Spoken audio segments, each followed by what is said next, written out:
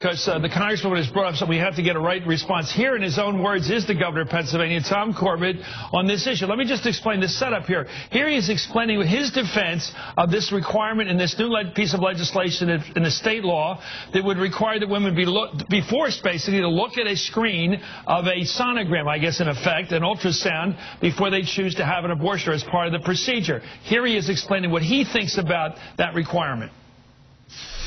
I wouldn't change it, as long as it's not obtrusive. But we're still waiting to see.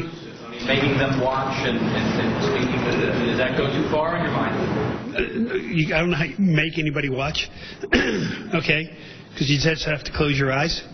But as long as it's on exterior, not interior. Well, Louis Ledbetter, I want you to get into this generally. I know you're not an expert on this, but here is the case of where the Republican Party, for whatever reason, is pushing very hard here to, I think, make it having an abortion, which is also certainly not a joyful experience for anyone, to make it even less so, and make it something, I would think, putting a burden on a woman, forcing her to have to go through a new procedure on top of the one she's already going through. What do you think is going on here? You've been through all these fights. You're a pioneer. Well, I'll tell you, Chris, you've hit the nail on the head. This is a war on women, and women across this nation, I hope, are waking up and listening to what's being said by the Republican Party. And this is too much control over the women's lives and the say that they have in their life. Because this is not right in this country, and I'll date myself. I go way back. I remember when Roe versus Wade was passed into law. I remember young women who needed abortion and could not get one. They would have to use other means, go out of the country, because no medical doctor or facility would do them before Roe versus Wade. And no matter what the reason. And this is a war on women. And now we can't get our birth control medication insured and get payment for it without having to prove all these things. This is not right.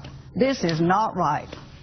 Well, I have to go back to Congresswoman Schwartz. I mean, this is politics. Try to divine the other side here. You're out there defending the rights of women to their own decision-making, which makes perfect sense to most people. On the other side, there's people culturally or whatever, from their own moral perspective or whatever, getting very aggressive here. And I mean, these issues I thought were settled. Certainly, I have not heard a sermon in my own religion against birth control since the 1950s. Seriously. As a church-going person, I've never heard it, even within my cultural world, my religious world.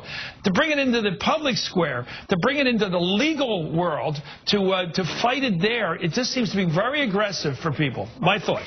Well, you know that you've seen this. Men and women across this country support access to contraception. They do, and they use contraception or they don't. That's their personal decision. But the fact is that it is a part of women's health care, and men support it as well. So from a political perspective, I have to say I understand there are people who, it's a very difficult issue for some people, and people feel very strongly about it.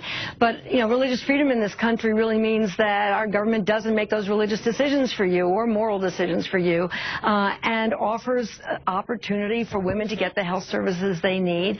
And this is a conversation that I thought we've had years ago, that we would have access to important women's medical care, and it would be done in a safe and legal way. And so really this is really an interesting political decision on the part of the Republicans to take this on time and time again. On the federal level, we've seen we almost shut down the government over trying to not fund Planned Parenthood and family planning services. We have seen, obviously, recent legislation to try and make sure that contraception is not a part of standard insurance packages, which it is now in this country.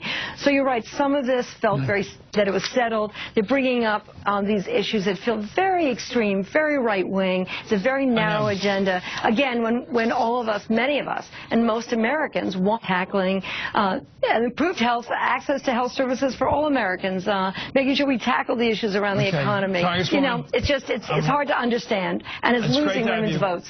It's great to have you represent my own area where I grew up. Thank you. Right into my old paper Always in good to be Summerton, with you. the 58th Ward. It's great to have you up there with those people. Let me ask you, Lily Ledbetter, who you really are the most famous person to come on this show in a long time. What do you think politically is going on in the Republican Party? Why do they take up the cause against, as you see it, against women as a gender? What is it in their culture that makes them keep going to the ramparts in these wars against women's rights? Evidently, they don't recognize women for what they are worth and their value. And two, it sort of distracts from the campaign right now. What really is important, and it's just like what the senator said, we need jobs in this country. We need to put women back to work. We need to get our women, for our family's sake, paid equally to what the men are paid.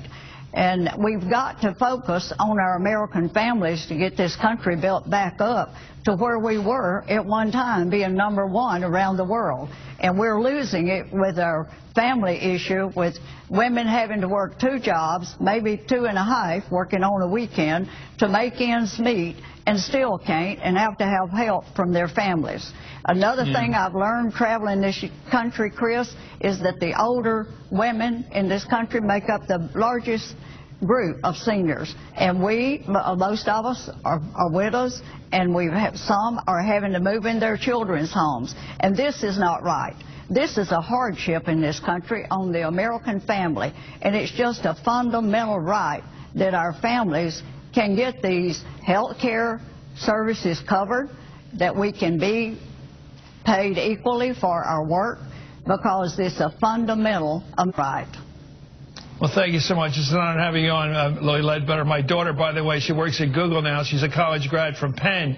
And if she ever found out that one of the guys working at her level was making more money, I wouldn't want to be between her and the boss. Anyway, thank you, Lily Ledbetter. Allison Schwartz, Congresswoman, thank you so much from Pennsylvania. I'm watching your career, by the way, all the time, watching how well you're doing on Ways and Means. And perhaps something greater soon. Up next, at some point. Up next, Mitt Romney's dogged once again by that old story of the dog. The Irish setter up on the roof of his car. It ain't going away. Governor, check out the sideshow.